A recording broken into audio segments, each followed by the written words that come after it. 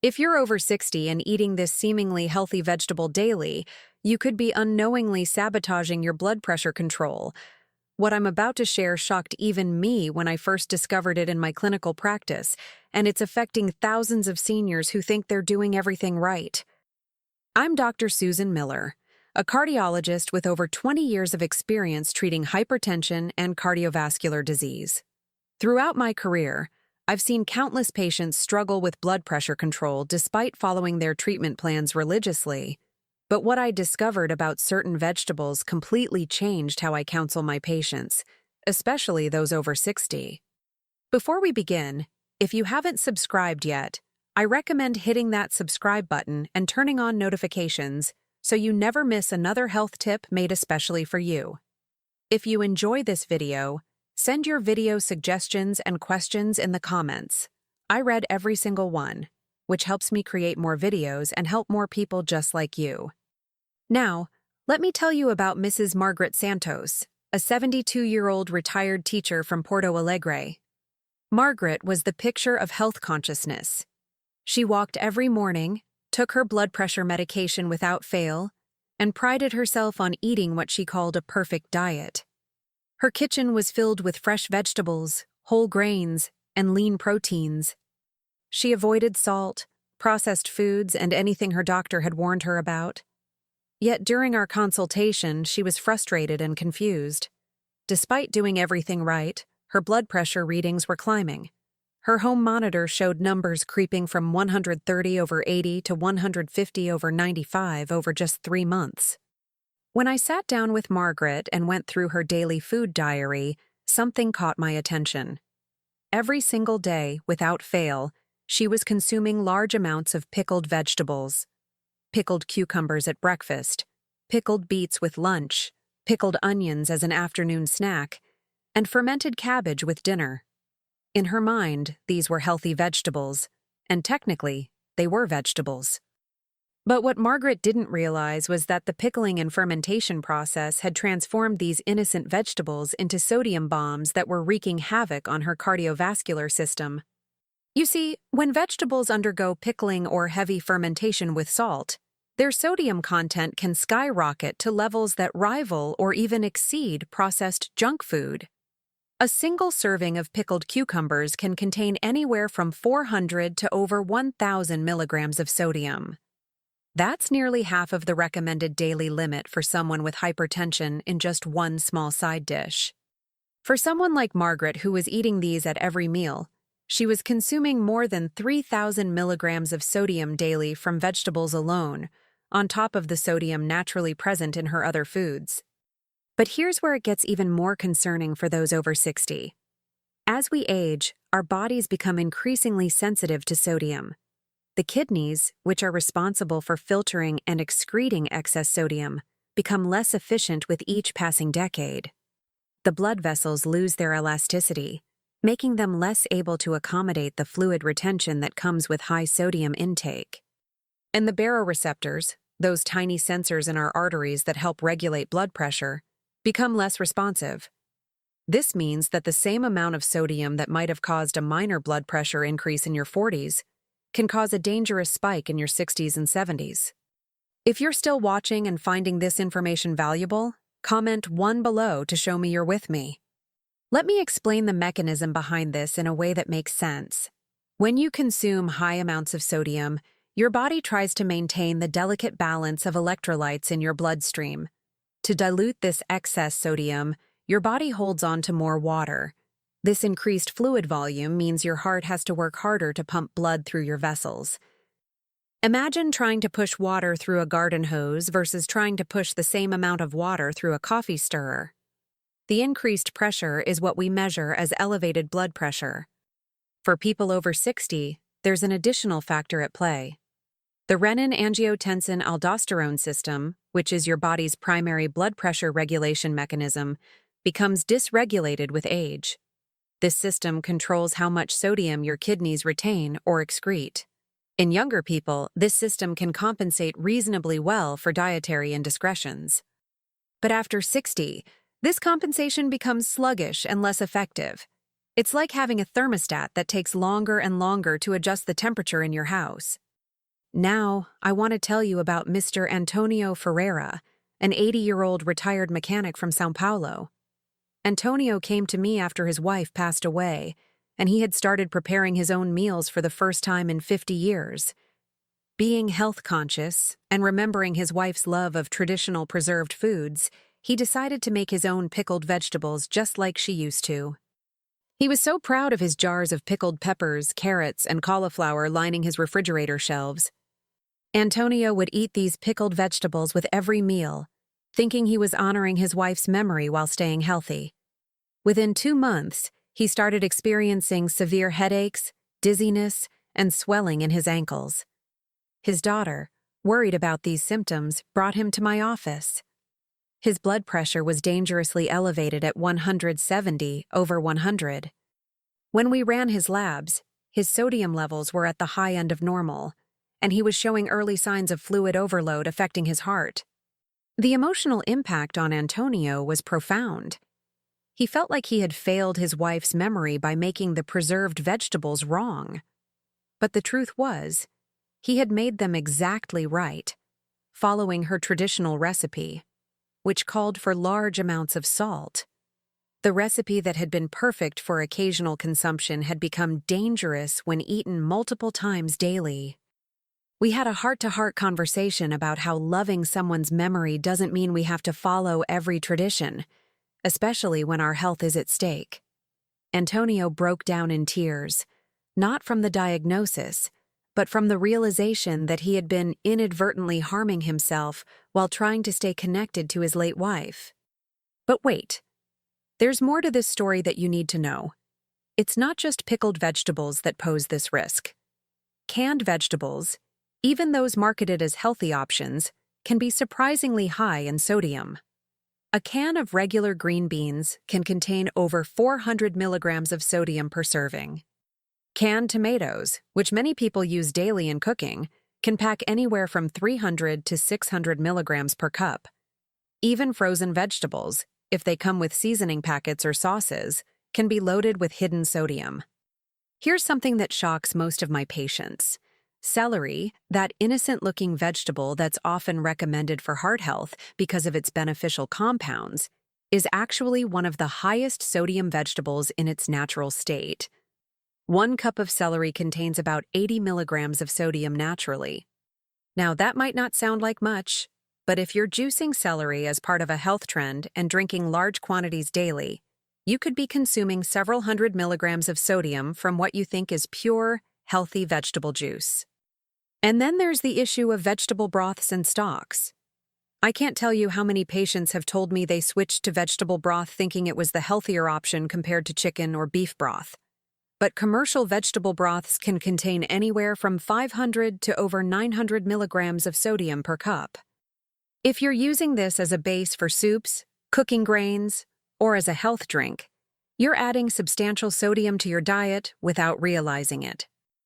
Let me share the story of Mrs. Helena Costa, a 68-year-old retired nurse from Belo Horizonte.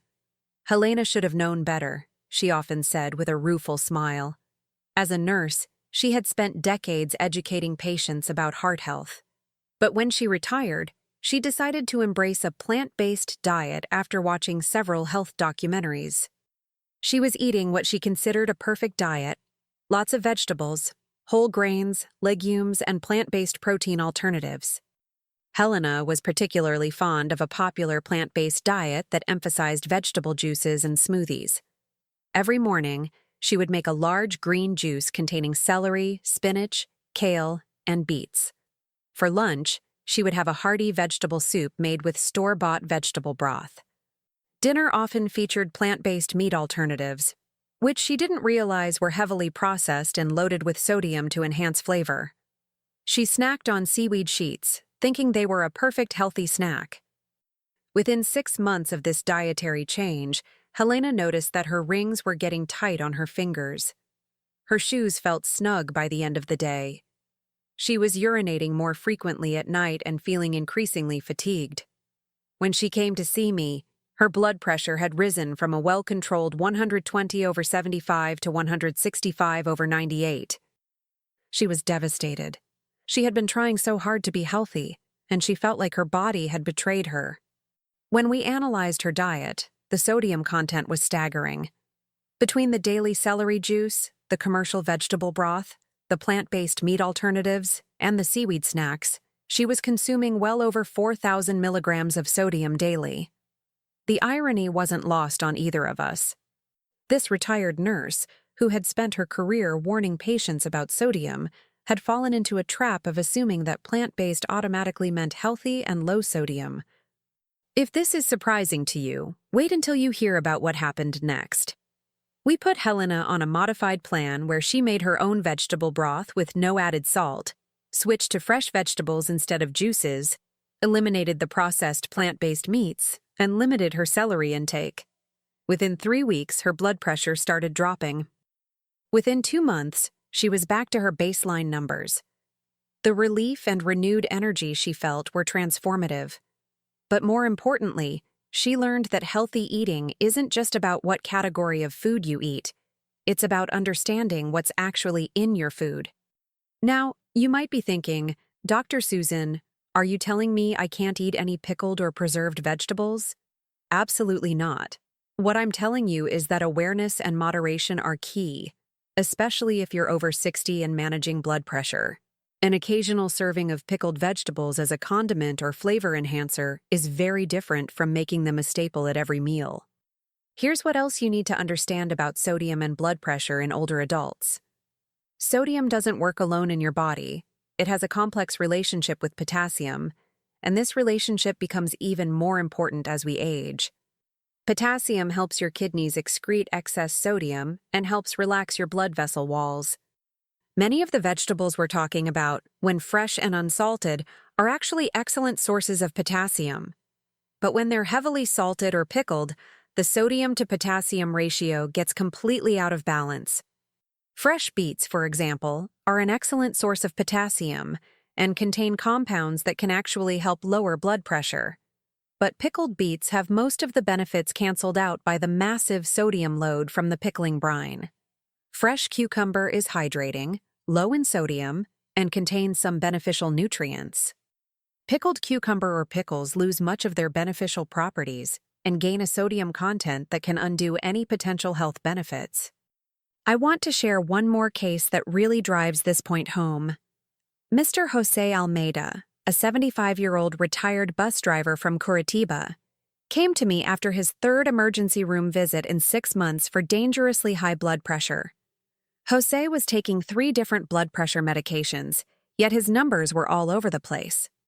Some days they'd be reasonable, other days they'd spike to dangerous levels. This inconsistency was puzzling until we really dug into his eating patterns. Jose lived alone and wasn't much of a cook. His daughter would bring him home-cooked meals twice a week, and he was grateful for them. But on the other days, he relied heavily on convenience foods. Not fast food or obviously unhealthy choices, but things he considered reasonable. Canned vegetable soup, frozen vegetable meals, packaged salad dressings for his fresh salads, and his favorite snack, store-bought hummus with baby carrots and celery sticks. What Jose didn't realize was that nearly every single one of these convenience items was loaded with sodium. The canned soup alone contained over 800 milligrams per serving, and he would eat the whole can. The frozen meals ranged from 600 to over 1,000 milligrams. The salad dressing added another 300 milligrams per serving. Even the hummus, which seemed so healthy, contained about 200 milligrams per quarter cup, and Jose would easily eat a cup while watching television in the evening. On the days he ate his daughter's home-cooked meals, which were made with fresh ingredients and minimal salt, his blood pressure would be reasonably controlled. But on the days he ate his convenience foods, his blood pressure would spike. This pattern of ups and downs was actually more dangerous than consistently elevated blood pressure because it put extra stress on his heart and blood vessels. Jose's wake-up call came when he had a small stroke. Fortunately, he received immediate treatment and recovered fully, but the experience terrified him and his family. His daughter, who felt guilty for not being there more often, started preparing larger batches of low-sodium meals that he could freeze and reheat. We worked together to find truly low-sodium convenience options for the days when he didn't want to cook. Jose also started reading nutrition labels carefully, something he had never done before. The transformation was remarkable. Within 4 months, Jose's blood pressure stabilized to the point where we could actually reduce one of his medications. His energy improved, his thinking became clearer, and the constant worry about another emergency room visit lifted from his shoulders. But beyond the medical improvements, Jose told me something that stuck with me. He said he finally understood that eating well wasn't about deprivation or bland food. It was about being smart and aware of what goes into your body. Now, let me give you some practical guidance on how to navigate this issue in your own life. First, if you love pickled or fermented vegetables, look for low-sodium versions, or make your own with minimal salt. Many traditional pickling recipes use far more salt than is necessary for flavor or preservation. You can often reduce the salt by half or more and still get delicious results. Fermentation can even be done with very little salt if you use the right techniques. Second, read labels religiously. Don't just look at the front of the package where it says healthy or natural or plant-based. Flip it over and check the sodium content per serving. And pay attention to what constitutes a serving, because it's often much smaller than what people actually eat. As a general rule, aim for foods with less than 140 milligrams of sodium per serving, and ideally, much less. Third, when buying canned vegetables, always look for the no salt added or low sodium versions. Yes, they might taste a bit bland at first compared to what you're used to, but your taste buds will adjust within a few weeks. You can always add your own herbs and spices for flavor without adding sodium. Fresh garlic, onion powder without salt, black pepper, herbs like basil, oregano, and cilantro, and acid from lemon or lime juice can all add tremendous flavor without any sodium. Fourth, if you're using vegetable broth, either make your own or look for low-sodium versions. Making your own broth is easier than you think. Save your vegetable scraps like onion ends, carrot peels, celery leaves, and herb stems in a freezer bag. When you have enough, simmer them in water for an hour or two, strain, and you have homemade, virtually sodium-free vegetable broth that you can freeze in portions. Fifth, be especially careful with condiments and seasonings. Soy sauce, even the reduced sodium versions, is extremely high in sodium. Teriyaki sauce, barbecue sauce, ketchup, and most salad dressings are sodium bombs. Look for low-sodium alternatives or make your own. A simple dressing of olive oil, vinegar, or lemon juice, Dijon mustard, and herbs can be delicious and sodium-free. But here's something crucial that many people overlook. It's not just about the sodium you add consciously. It's about being aware of hidden sodium in foods you think are healthy. Cottage cheese, which many people eat as a protein-rich snack, can contain over 400 milligrams of sodium per half cup. Canned beans, even when you rinse them, still retain significant sodium. Pre-made smoothies and juices can have added sodium for preservation and flavor enhancement. Even some medications and supplements contain sodium that can add up if you take multiple pills daily. For those over 60, I recommend keeping your total daily sodium intake below 1,500 milligrams if you have hypertension or heart disease, and below 2,300 milligrams if your blood pressure is normal.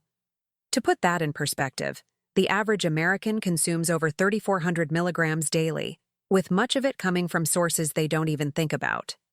Let me address another important point. Some of you might be on medications for blood pressure that are diuretics or water pills. These medications work by helping your kidneys excrete more sodium and water. If you're taking these medications but consuming high amounts of sodium, you're essentially working against your medication. It's like trying to bail water out of a boat while someone else is pouring water in.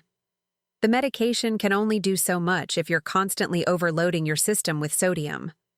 There's also the issue of something called salt sensitivity, which becomes more common and more pronounced as we age. Some people's blood pressure is highly responsive to sodium intake, while others are less affected. Unfortunately, there's no simple test to determine if you're salt sensitive. The best approach is to assume you are, especially if you're over 60, and to keep your sodium intake moderate. If you want to test your own sensitivity, try eating very low sodium for 2 weeks and monitor your blood pressure carefully. If you see a significant drop, you know you're salt sensitive. Here's something else I want you to understand. The damage from chronic high sodium intake goes beyond just elevated blood pressure numbers. Over time, high sodium intake can lead to stiffening of your arteries, thickening of your heart muscle, damage to your kidneys, and increased risk of stroke and heart attack. It can also worsen heart failure if you already have it, contribute to osteoporosis by increasing calcium loss in urine, and even increase your risk of stomach cancer, according to some research. But I want you to hear this loud and clear. This is not about living in fear of food or making yourself miserable with a bland, restrictive diet. This is about being informed and making conscious choices.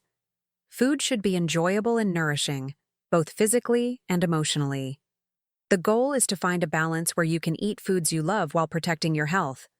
Think about Margaret, Antonio, Helena, and Jose. Each of them thought they were making healthy choices. Each of them was blindsided by hidden sodium in foods they considered beneficial. But each of them also found a path forward that allowed them to eat well, feel better, and gain control over their blood pressure. Margaret learned to enjoy fresh vegetables and reserve pickled ones for special occasions. Antonio created new traditions of preparing fresh foods while honoring his wife's memory in other ways. Helena discovered that plant-based eating could be truly healthy when she focused on whole, unprocessed foods. And Jose proved that even living alone and relying on some convenience foods could work if you're smart about which ones you choose. If you have high blood pressure, or if you're over 60, I encourage you to take a week and write down everything you eat and drink. Then, look up the sodium content of each item. You might be shocked at what you discover. That morning vegetable juice? Check the sodium. That healthy frozen dinner? Check the sodium. Those baby carrots with your favorite dip? Check the sodium in the dip. That bowl of canned tomato soup that seems so wholesome? Definitely check the sodium. Knowledge is power, and awareness is the first step to change. You don't have to overhaul your entire diet overnight. Start with one change. Maybe you switch from regular canned vegetables to no salt-added versions. Maybe you start making your own salad dressing instead of buying bottled. Maybe you cut back on pickled vegetables from daily to once or twice a week. Small changes add up to significant impacts over time. I also want to emphasize the importance of working with your healthcare provider on this journey. If you're on blood pressure medication and you make significant changes to your sodium intake, your blood pressure might drop, which is good, but it might drop too much if your medication dosage isn't adjusted. Never stop or change your medication without consulting your doctor.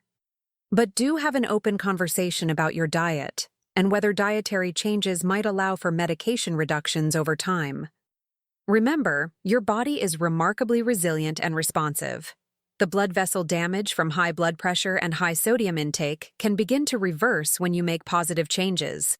Your kidneys, unless they're severely damaged, can recover some function when you reduce the sodium load. Your heart muscle, which may have thickened from working too hard, can actually remodel and become more efficient again. But this takes time and consistency.